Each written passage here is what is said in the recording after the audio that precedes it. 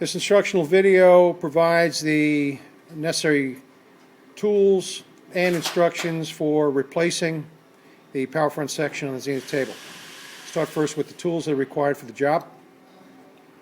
Needle nose pliers, 7/16 ratcheting wrench, Phillips screwdriver, flathead screwdriver, 3/16 Allen wrench, and a 7/16 socket. Okay, at this point we're going to go ahead with the activities to connect up the wires for the power front used on a Thomson table.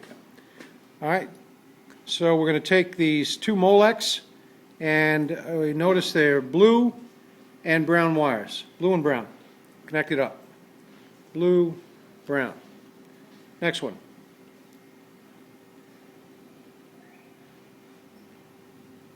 We're going to take the red and white to the red and white. Red and white.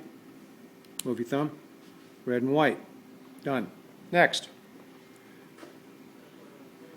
We're going to take the green, double green, going to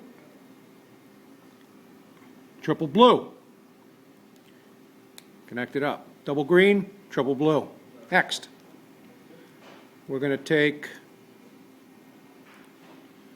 double brown, double black, to the final one, which is double black, double yellow. Connect it up.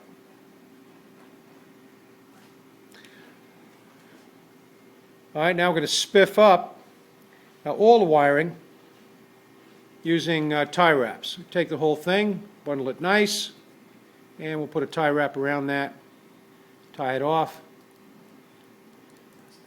and we'll use a number of additional tie wraps that's supplied to dress up that area. Next, we're going to go ahead and take our 5/16 inch bolt and nylon spacer.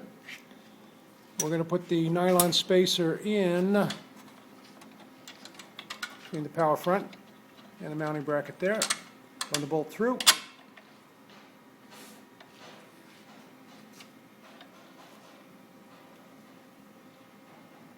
Gotta do the other side too. All right, so now we'll put the nylon stop nut in there, and we'll do the other side. And that's just positioned, it's not tightened up at this point.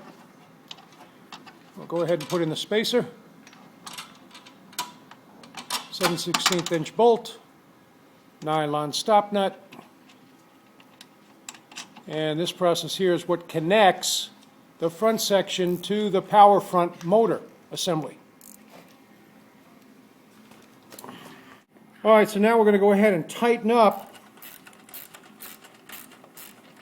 that nylon stop nut, 7/16 inch bolt, using an open end wrench and using a socket.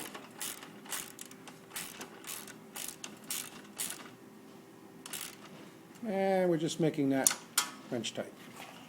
Move to the other side, and we'll repeat exactly the same process for the other side. Wrench on top, socket wrench on bottom, tighten it up,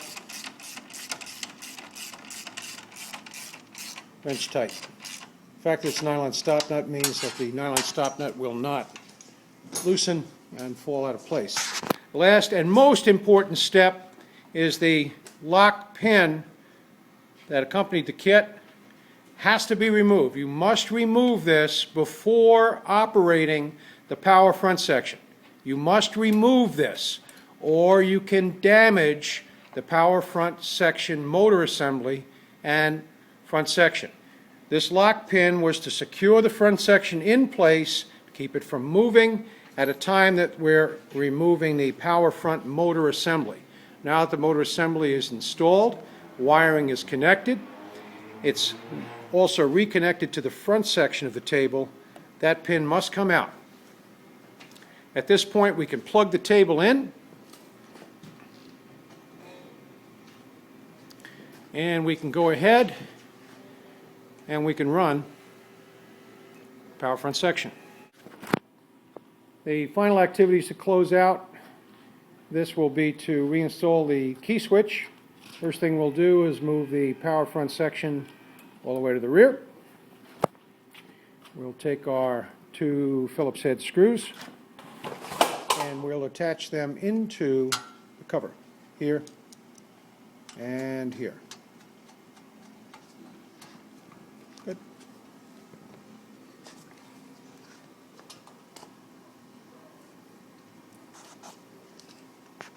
Now we're going to take our key lock plate assembly and we're going to connect that back up electrically. We'll first take the brown wire and connect that to the number 3 spade of the key lock, and black will go to number 1. Brown to 3, black to number 1. Go ahead and put the plate back inside. Take our 2 flathead screws and start that. Flathead screwdriver.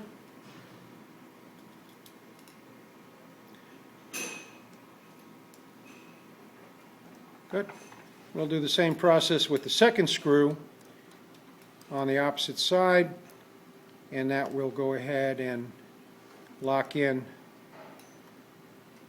the key switch plate assembly